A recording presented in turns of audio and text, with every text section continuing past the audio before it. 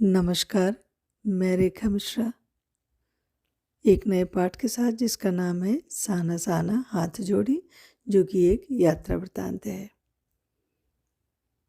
प्रस्तुत पाठ साना साना हाथ जोड़ी प्रसिद्ध लेखिका मधु काकरिया द्वारा लिखा गया है, जो कि हिंदी साहित्य की प्रतिष्ठित लेखिका, कथाकार व उपन्यासकार हैं।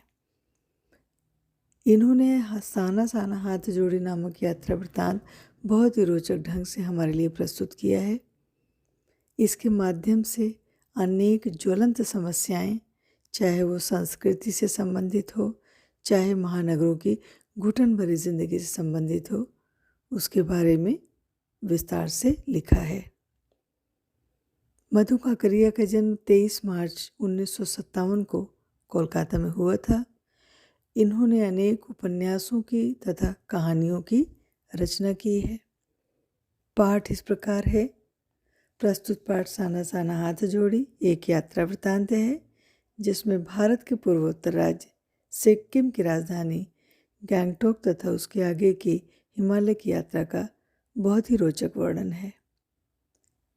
लेखिका जब गंगटोक की यात्रा पर गईं, तो मानो उस शहर ने उन्हें मोह लिया, क्योंकि वहाँ की शाम, वहाँ की रात, भोर सभी लेखिका को बहुत मन भावने लगे। वहाँ की रहस्यमय सितारों भरी रात ने लेखिका को सम्मोहित कर लिया। रात्रि में जगमगाते गैंगटॉक शहर को देखकर वह आश्चर्यचकित हो उठी। उन्हें लगा मानो आसमान उल्टा पड़ा हो और तारे बिखर कर नीचे टिमटिमा रहे हों। धीरे धीरे शून्य से प्रकाश फूटने लगा, यानी भोर होने लगी। तभी एक नेपाली युवती से उन्होंने एक जो प्रार्थना सीखी थी,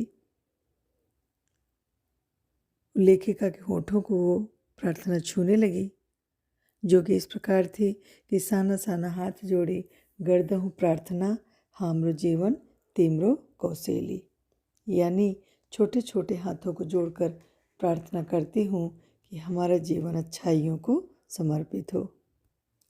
भोर होते ही लेखिका बालकनी की तरफ भागी, क्योंकि उन्होंने सुना था कि बालकनी से हिमालय की तीसरी सबसे बड़ी चोटी कंचनजंगा आसानी से देखी जा सकती है। लेकिन मौसम अच्छा होने के बावजूद भी हल्के बादलों से ढकी होने के कारण कंचनजंगा वो न देख पाई। अब लेखिका की आगे की यात्रा शुरू होती है, जो कि गंगटोक से 149 किलोमीटर की दूरी पर है।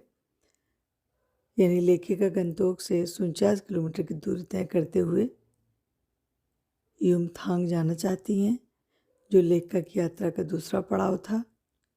आगे की यात्रा करने के लिए लेखिका ने जो ड्राइवर रखा था, उसका नाम था जितेन नार्गे। वह ड्राइवर होने के साथ ही साथ एक कुशल गाइड भी था। उसे वहाँ के हर क्षेत्र की पूरी जानकारी थी।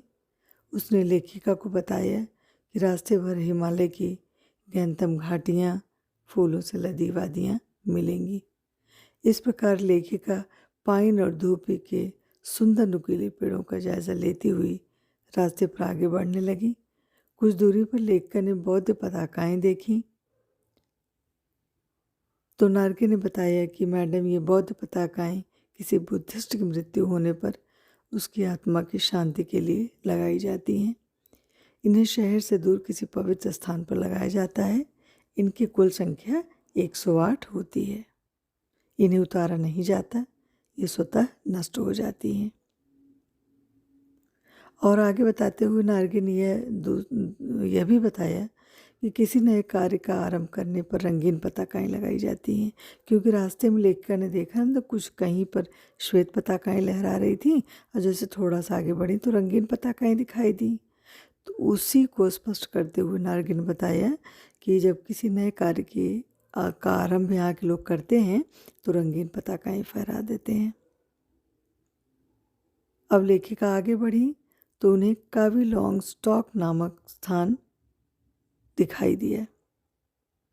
कावी लॉन्ग स्टॉक ऐसा स्थान है जो बहुचर्चित है, जहाँ पर गाइड फिल्म की शूटिंग हुई थी। इसके साथ ही इसी स्थान पर यानी कावी लॉन्गस्टॉक में ही तिब्बत की 2 स्थानीय जातियों लेप्चा और भूटिया के बीच शांति वार्ता हुई थी। संधि पत्र पर हस्ताक्षर हुए थे, जो कि एक ऐतिहासिक तथ्य है। इससे भी परिचित कराया नार्गे ने लेखिका को। और थोड़ा और आगे बढ़ने पर लेखिका की नज़र प्रेयर व्हील पर पड़ी, जिसके संबंध में यह मान्यता है कि इसे घुमाने से सारे पाप धुल जाते हैं। उसे देखकर और उसके बारे में जानकर लेखिका को लगा कि पहाड़ हो या मैदान, इस देश की आत्मा एक जैसी है। यानी मैदानी क्षेत्रों में गंगा का जल हाथ में लेकर संकल्प लेने से, गंगा स्नान करने से, जप तप आदि करने से पाप धुल जाते हैं, तो पहाड़ी क्षेत्रों में प्रेयर व्हील घुमाने से पाप धुल जाते हैं। ऐसी लोगों की मान्यता है। इस प्रकार सोचते हुए लेखिका आगे बढ़ने लगी तो वीरान, सकरे, घुमावदार रास्तों से होकर गुजरते हुए लेखिका के समक्ष हिमालय आ गया। और जैसे जैसे लेखिका उसके करीब पहुंचने लगी, वह हिमालय बड़ा होते होते विशालकाय होने लगा। यानी लेखिका जैसे आगे बढ़ने लगी, हिमालय बृहद रूप में उन्हें दिखाई देने लगा। वादियां चौड़ी लगने लगी। प्रकृति के इस असीम सुंदरता को देखकर सैलानी मस्ती भरे गीत गुनगुनाने लगे, लेकिन लेखिका किसी ऋषि की भांति मौन हो गई और मानो ऐसा उन्हें देखकर लग रहा था कि जैसे सारे परिदृश्य को अपने अंदर समा लेना चाहती हैं। यानी उस माहौल को, उस परिदृश्य को पूरी तरीके से वो जी लेना चाहती थी, जो कि उनकी यात्रा का मुख्य उद्देश्य भी था कि हर चीज़ की जानकारी और विस्तृत जानकारी रखना और उसको अपने अंतर्मन में समाहित कर लेना। जीप में बैठे बैठे वे पर्वतों के झरझर गिरते झरनों, चिकने गुलाबी पत्थरों के बीच बहती इठलाती तीस्ता नदी को देख रही थी और मेरे नकपत मेरे विशाल कहकर मनी मन हिमालय को सलामी दे रही थी। तभी अचानक लेखिका की निगाह 7 सिस्टर्स वाटरफॉल पर पड़ी। यानी यात्रा तय करके जब और आगे बढ़ी तो उन्हें 7 सिस्टर्स वाटरफॉल दिखाई पड़ा। सैलानी तस्वीर लेने लगे। यहाँ भी लेखिका का रूप अलग ही दिखा। वह जीप से नीचे उतरकर नीचे बिखरे पत्थरों पर बैठकर झरने के साथ साथ आत्मा का गीत सुनने लगी और मानो कोई ऐसी दिख रही थी, इस मुद्रा में बैठी हुई थी, से लग रहा था कोई अभिशप्त राजकुमारी हो। जैसे ही उन्होंने अपना पाँव पानी में डुबोया, उनका मन काव्य में हो उठा, पवित्रता से पूर्णतः भर गया। उस जल की बहती धारा के साथ साथ मानो स्वयं भी बहने लगी वो। यानी वो अपने विचारों का विस्तार करती, अंतर्मन में अपने विचारों का विस्तार करने लगी। इस प्रकार थोड़ा विश्राम लेकर आगे चल पड़ी तो उन्होंने देखा कि सभी दृश्यों को बादलों ने ढक लिया है। चित्रलिखित सी यानी मूक स्थिर सी लेखिका प्रकृति के इस अनोखे खेल को देखती रही। आज प्रकृति के ऐसे रहस्यों से लेखिका का सामना हो रहा था, मानो वे उन्हें समझदार बनाने पर तुले हुए हों। सतत प्रवाहमान झरने, वेग से बहती तीस्ता नदी, मंडराते आवारा बादल, हवा में हिलोरे लेते प्रियतर रोडोडेंड्रों के फूल, सभी अपने लय प्रवाह में बढ़ते नजर आ रहे थे। इस सभी सौंदर्यमयी दुनिया के बीच लेखिका को अपना वजूद तिनके के समान प्रतीत हो रहा था। उनकी अंतरात्मा प्रकाशमय हो उठी। सुबह की सीखी प्रार्थना फिर उनके होठों तक आ गई। साना साना हाथ जोड़ी गर्दहूँ प्रार्थना, हामरो जीवन तेमरो कौशेली। एक तरफ तो प्रकृति का अनूठा सौंदर्य था, जिसे देखकर लेखिका अभिभूत हो रही थी, तो दूसरी ओर इस अद्वितीय सौंदर्य से परे कुछ पहाड़ी स्त्रियां उन्हें पत्थर तोड़ती नजर आईं, जो पीठ पर बच्चों को बांधकर कुदाल चला रही थी। लेखिका को यह विषमता स्वर्गीय सौंदर्य, नदी, फूलों, वादियों के बीच, भूख, मौत, दैन्य के बीच जिंदा रहने की जंग लगी। BRO यानी बोर्ड रोड ऑर्गेनाइजेशन के एक कर्मचारी से लेखिका ने पूछा कि ये औरतें कुदाल क्यों चला रही हैं। तो उन्होंने बताया कि ये पहाड़ों पर रास्ता बना रही हैं। इतना सुनते ही लेखिका सोचने लगी कि कितना दुस्साध्य कार्य कर रही हैं ये महिलाएं, कि एक तरफ पीठ पर बच्चे बंधे हुए हैं और हाथ में कुदाल है और इस प्रकार का अथक परिश्रम कर रही हैं। अचानक लेखिका को गुमला और पलामू के जंगलों में तेंदू के पत्तों की तलाश में वन वन डोलती स्त्रियों का स्मरण हो आया। वो सोचने लगी कि उन स्त्रियों के पैर फूले हुए थे, यानी जिस प्रकार उन स्त्रियों के पैर फूले हुए थे उसी प्रकार इन पहाड़ी औरतों के हाथ में ठाठे पड़े हुए। ठाठे यानी हाथ में कड़ापन सा हो जाना, खड्डे पड़ जाना, यानी आम आदमी की कहानी हर जगह एक जैसी है, ऐसा लेखिका को लगा। अचानक लेखिका को श्रम साधना करते उन पहाड़ी सुंदरियों के हंसने की आवाज़ सुनाई दी, जिसे सुनकर लेखिका का मन खिल उठा। इस प्रकार वो आगे बढ़ती हुई जब पहाड़ी ऊंचाइयों पर जा रही थी तो उन्होंने देखा कि कुछ पहाड़ी बच्चे स्कूल से लौट रहे हैं। उनके बारे में लेखिका ने जितेन से पूछा तो जितेन नार्गे ने बताया कि इनकी दिनचर्या बड़ी कठिन है। ये बच्चे 3-4 किलोमीटर की यात्रा पर करके पढ़ने जाते हैं और शाम को माँ के काम में हाथ बटाते हैं, ऐसा लेखिका को नार्गे ने बताया। बीच में एक जगह लेखिका को विश्राम लेना पड़ा जिसका नाम था लायूं। एक छोटी सी शांत बस्ती थी जहाँ लेखिका ठहरी थी। वहाँ से तीस्ता नदी स्पष्ट रूप से दिखाई दे रही थी, जिसे भर आँख देखने के बाद लेखिका रोमांचित हो उठी, क्योंकि उन्हें वहाँ अप्रतिम सुख, शांति और सुकून मिला। उन्होंने देखा वहाँ पर पेड़ पौधे, मनुष्य, पशु सभी अपनी अपनी लय और ताल में है। लेखिका सोचने लगी हमारी पीढ़ी इनकी इस लय ताल गति के साथ कितना खिलवाड़ कर रही है। लेखिका ने अपनी अंजूरी में तीस्ता का जल भरा तो अचानक उन्हें याद आया कि जल लेकर हम मैदानी लोग संकल्प लेते हैं, परंतु लेखिका ने संकल्प के स्थान पर एक प्रार्थना की कि मेरे मन की सारी बुराई इस जल धारा के साथ बह जाए।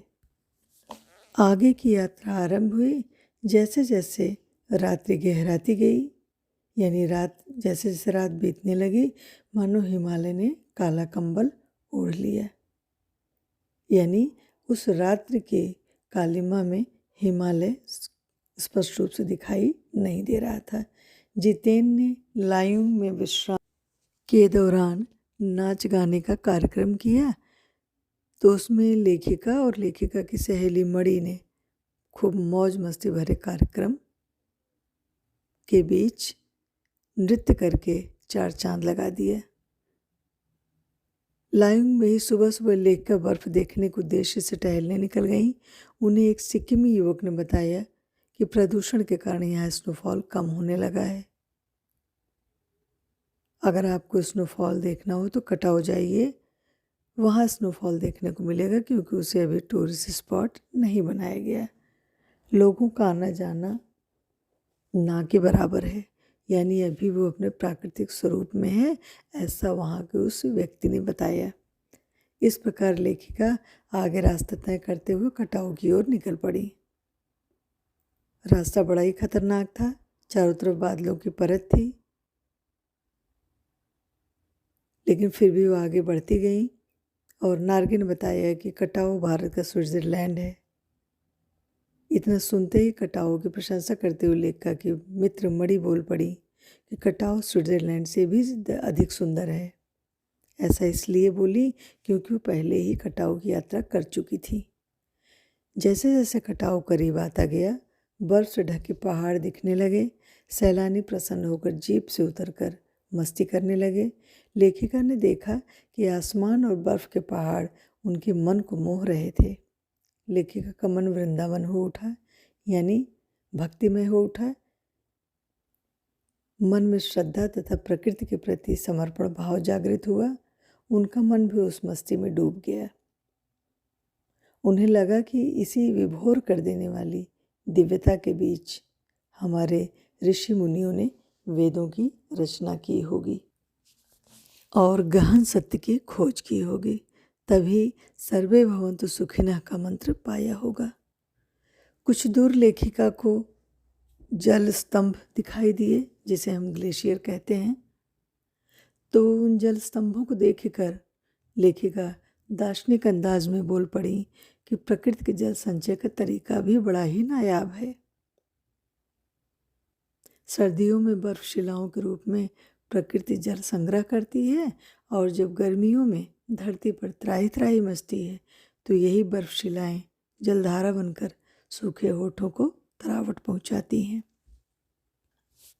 इस प्रकार लेखिका का सफ़र निरंतर आगे बढ़ता रहा। अचानक उन्हें चीन की सीमा दिखी, जहाँ पर जवान खड़े पहरा दे रहे थे। मौसम में कड़ाके की ठंड थी। जवान सीमा पर डटे थे। तब उत्सुकता वश लेखिका ने जवान से पूछा कि इस कड़ाके की ठंड में आप कैसे पहरा दे रहे हैं। तो जवान ने उत्तर दिया, मैडम, हमारे लिए आप सभी की सुरक्षा सर्वोपरि है।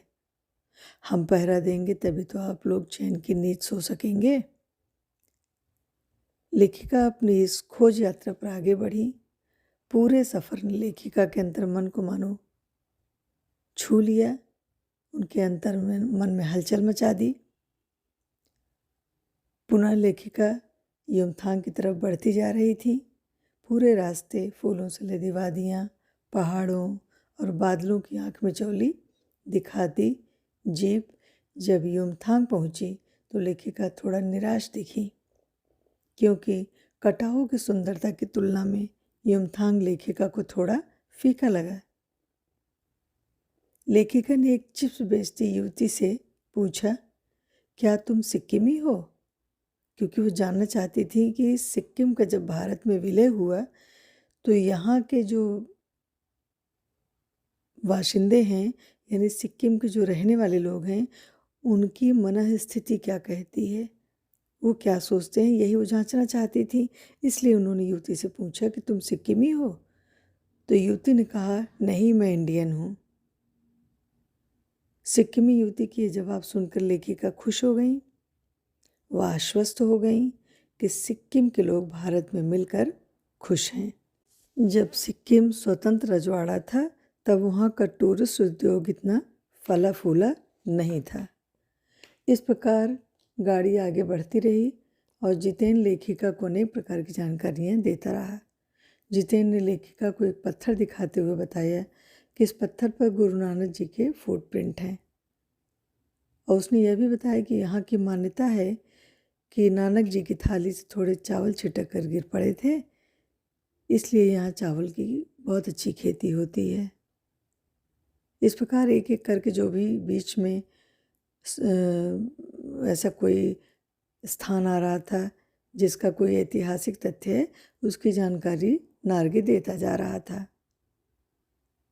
थोड़ा आगे बढ़ते नार्गे ने लेखिका को खेदुम नामक स्थान दिखाया और बताया कि यह बहुत पवित्र स्थान है, यहाँ देवी देवताओं का निवास है। इस स्थान पर जो गंदगी फैलाएगा वो मर जाएगा। लेखिका जिज्ञासावश पूछ बैठी, आप लोग गंदगी नहीं फैलाते हो? तो नार्गे ने कहा, नहीं मैडम, हम लोग नदी, पहाड़, झरना आदि के विभिन्न घटकों को पूजते हैं। इन्हें जो भी गंदा करेगा वह शर्तिया मृत्यु को प्राप्त होगा। तब लेखिका ने कहा कि तभी गैंगटॉक इतना सुंदर है।